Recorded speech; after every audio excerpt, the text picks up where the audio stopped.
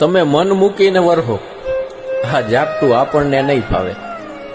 આપણે હેલીના માણા, આ માવઠું આપણને નહીં ફાવે. અને તને ચાહવું અને તારા ચાહનારા નહીં ચાહવું, ના ના, તું દિલ આપી દે પાછું. આ બધું આપણને નહીં ફાવે.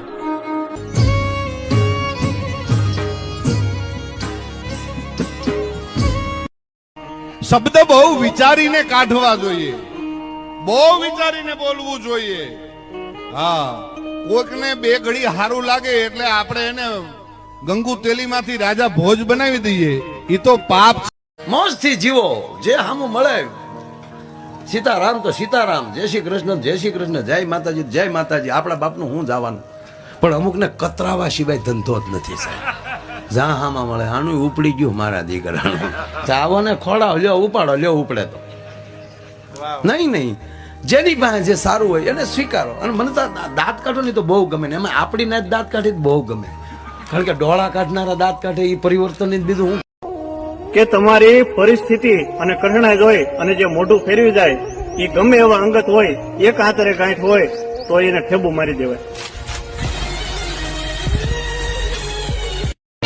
અરે વગર વાંકના અનજો દુનિયામાં કોઈ કનડે, વગર વાંકે તો તમારી આડા પગ કરે તો એને એક વાર નહીં, બે વાર નહીં, 3 વાર કહી દેવાનું, જીતેગા નહીં સારા.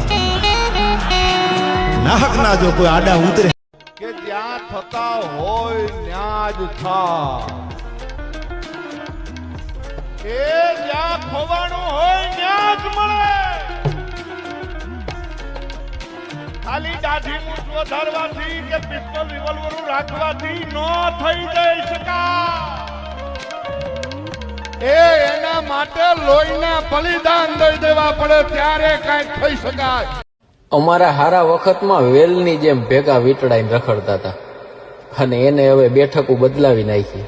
તો સાંભળો ભાઈ, તૂટેલી હોય ને તોય મોજડીઓની કિંમત પગ લોહણિયાથી જાજી જ હોય. વાલા, ખમાયું કરો હવે.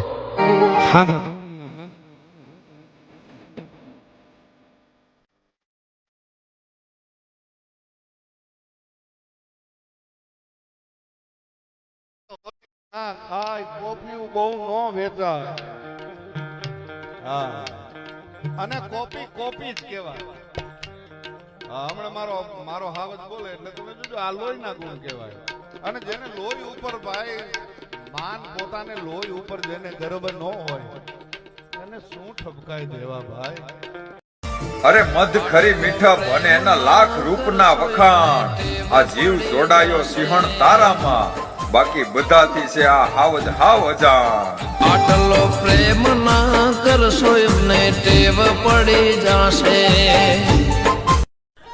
જેનારે વાત કરવામાં મુદ્દો ન ગોતવો પડે એ ભાઈબંધ. હળી કાઢીએ ને જેને ભેટતી વખતે હું કોણ છું નો વિચાર નો આવે એ ભાઈબંધ.